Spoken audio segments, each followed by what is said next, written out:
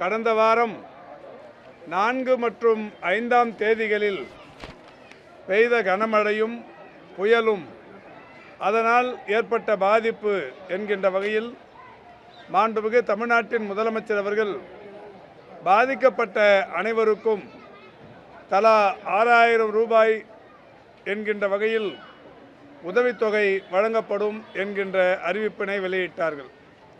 சென்னை, செங்கல்பட்டு, காஞ்சிபுரம், திருவள்ளூர் ஆகிய 4 மாவட்டங்களில் பாதிப்புக்குள்ளான பகுதிகளில் இந்த உதவித்தொகை வழங்கப்படும் என்று மாண்புமிகு முதல்வர் அவர்களால் அறிவிக்கப்பட்டது.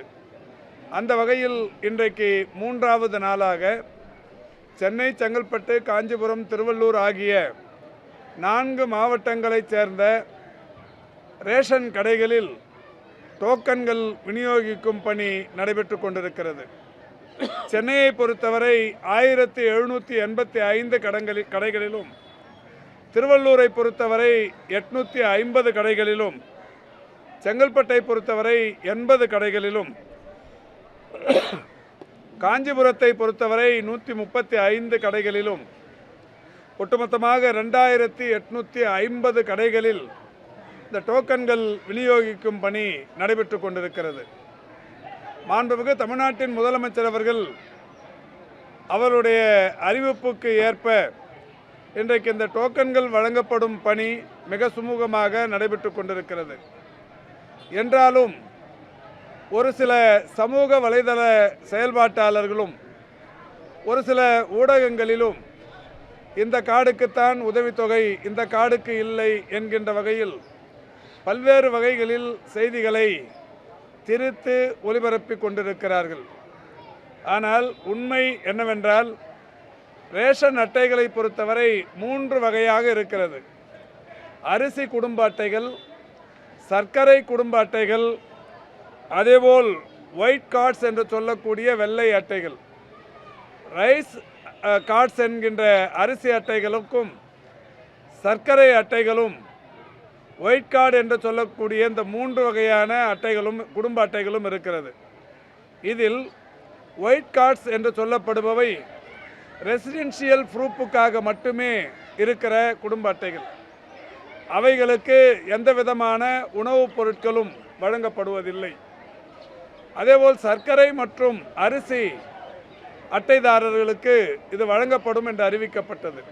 குறிப்பாக அரிசி அட்டைதாரர்களுக்கு 100% வழங்கப்படும் என்றும், சர்க்கரை அட்டைதாரர்களுக்கு பாதிப்புக்கேற்ற வகையில் வழங்கப்படும் என்றும் அறிவிக்கப்பட்டது. அந்த வகையில் மாண்புமிகு தமிழ்நாட்டின் முதலமைச்சர் அவர்கள் இன்றைக்கு கூட்டுறவுத்துறைக்கும் பெருநகர மாநகராட்சி போன்ற உள்ளாட்சி அமைப்புகளுக்கும் இட்ட கட்டளை என்பது, எந்தெந்த பகுதிகளில் யார் யார் பாதிக்கப்பட்டிருக்கிறார்களோ அவர்கள் அனைவருக்குமே இந்த உதவித்தொகை வழங்கிட வேண்டும் என்று அறிவுறுத்தி இருக்கிறார்கள்.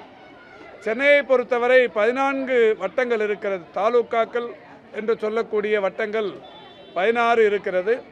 16லும் பாதிப்பு என்பது இருக்கிற காரணத்தினால் 16 வட்டங்களிலும் இருப்பவர்களுக்கு வழங்கப்பட வேண்டும் என்று அறிவுறுத்தப்பட்டிருக்கிறது. ஆனாலும் இன்கம் டேக்ஸ் அசஸீஸ் என்று சொல்லக்கூடிய வருமான வரி செலுத்தக்கூடியவர்களில் பெரும்பகுதியானவர்கள் வசதி கூடுதலாக இருக்கிறவர்கள் என்கின்ற காரணத்தினால் அவர்களுக்கு இல்லை என்று முதலில் அறிவிக்கப்பட்டது.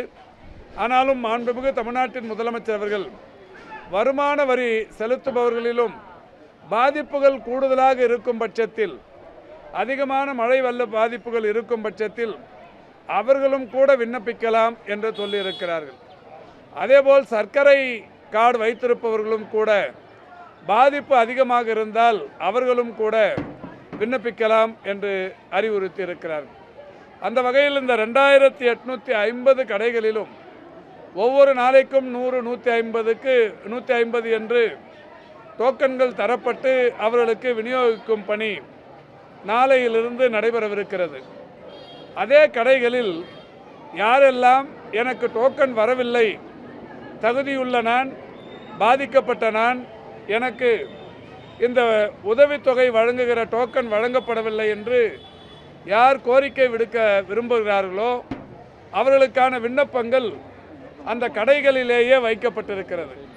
அந்த கடையில் இருக்கிற விண்ணப்பத்தை வாங்கி பூர்த்தி செய்து சம்பந்தப்பட்ட கடைகளிலேயே தரலாம் என்று அறிவுறுத்தப்பட்டிருக்கிறது.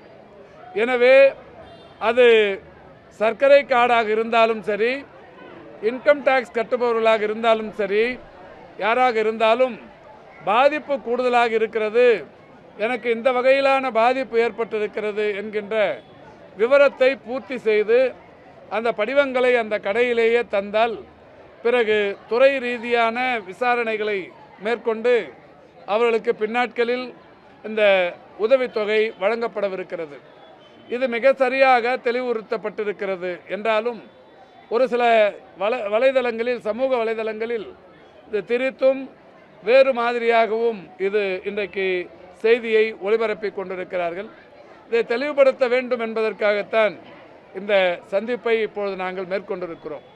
எனவே பொதுமக்கள், இந்த 4 மாவட்டங்களைச் சேர்ந்த பொதுமக்கள், பாதிப்புக்குள்ளானவர்கள் அச்சப்பட தேவையில்லை, அனைவருக்குமே கிடைக்கும். ஐயப்பட வேண்டிய அவசியமில்லை, அனைவருக்கும் கிடைக்கும். அதேபோல் இன்கம் டேக்ஸ் அசஸிஸ் என்று சொல்லக்கூடிய பெரிய உயர்தர வருவாய் உள்ளவர்கள், வரி கட்டுபவர்கள் மட்டும் இதில் தங்களை இணைத்து கொள்ள வேண்டாம் என்றும் கேட்டுக்கொள்கின்றோம். அதேபோல் அரசு பணியில் இருப்பவர்கள் ஏ கிளாஸ், பி கிளாஸ் என்று இருக்கிறது. ஏ கிளாஸ் என்று சொன்னால் ஐஏஎஸ், ஐபிஎஸ் போன்ற உயர் அலுவலர்களுக்கு இந்த உதவித்தொகை வழங்கப்பட மாட்டாது என்று அறிவிக்கப்பட்டிருக்கிறது.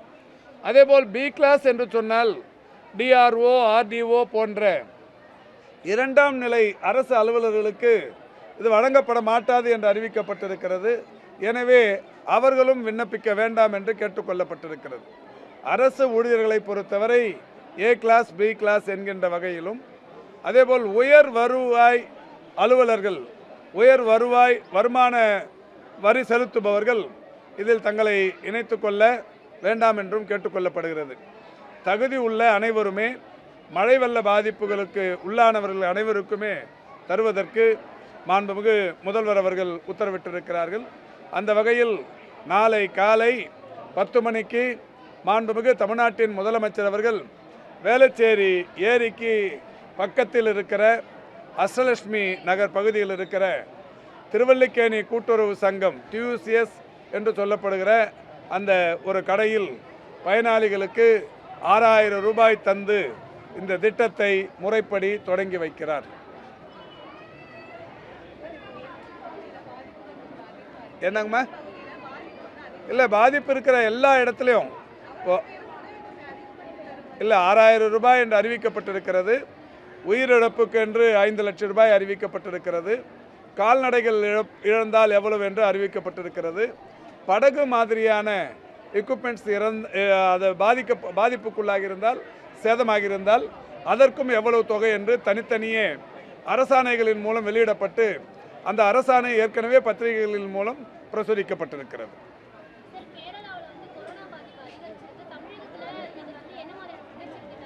இது சம்பந்தமாக காலையிலே நான் தெளிவுபடுத்திவிட்டேன்.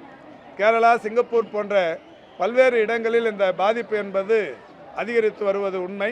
நேற்றைக்கு சிங்கப்பூரில் இருக்கிற நேஷனல் யூனிவர்சிட்டி ஆஃப் சிங்கப்பூர் அந்த நிர்வாகத்தோடு பேசியிருக்கிறேன். வந்தவர்களுக்கு ஒரு 3-4 நாட்கள் என்கின்ற வகையில் ஒரு மைல்டு இன்ஃபெக்ஷன் என்கின்ற வகையிலே தான் வந்து செல்கிறது. அதே மாதிரி தான் நம்முடைய டிபிஹெச் அவர்களும் கேரளாவில் இருக்கிற பொது சுகாதார அலுவலர்களிடையே பேசியிருக்கிறார். அங்கேயும் இந்த மாதிரியான பாதிப்புகள் தான் இருக்கிறது. என்றாலும் கூட தமிழ்நாட்டில் இந்த பரவல் இல்லாமல் தடுப்பதற்கு, பரவலை குறைப்பதற்குரிய நடவடிக்கைகள் மேற்கொள்ளப்பட்டிருக்கிறது. தொடர்ந்து கண்காணிக்கப்பட்டு கொண்டிருக்கிறது. எங்கெல்லாம் காய்ச்சல் பாதிப்புகள் அதிகமாக இருக்கிறதோ, இந்த காய்ச்சல் பாதிப்புகள் அதிகமாக இருக்கிற இடத்தில் அந்த மாதிரிகளை எடுத்து RT-PCR பரிசோதனைகள் செய்ய அறிவுறுத்தி இருக்கிறோம். அது மட்டுமல்லாது அந்த மாதிரிகளை எடுத்து இது எந்த மாதிரியான வைரஸ், ஏற்கனவே கொரோனா பாதிப்புகளை பொறுத்தவரை ஒரு 15-30க்கும் மேற்பட்ட வகையிலான உருமாற்றங்களை பெற்றிருக்கிறது. Alpha, beta, delta, delta plus, gamma, kappa, omicron என்று பல வகைகளிலான உருமாற்றங்களை பெற்றிருக்கிறது. இது எந்த வகையிலான உருமாற்றம் என்பதை கண்டறிவதற்கும் இன்றைக்கு நடவடிக்கை எடுக்க உத்தரவிடப்பட்டிருக்கிறது. இன்னும் ஒரு 5-6 நாட்களில் பகுப்பாய்வு கூடத்தின் மூலம் அது பகுப்பாய்ந்து அந்த இந்த வைரஸ் எத்தகைய தன்மையுடையது என்பது அறிவிக்கப்படும்.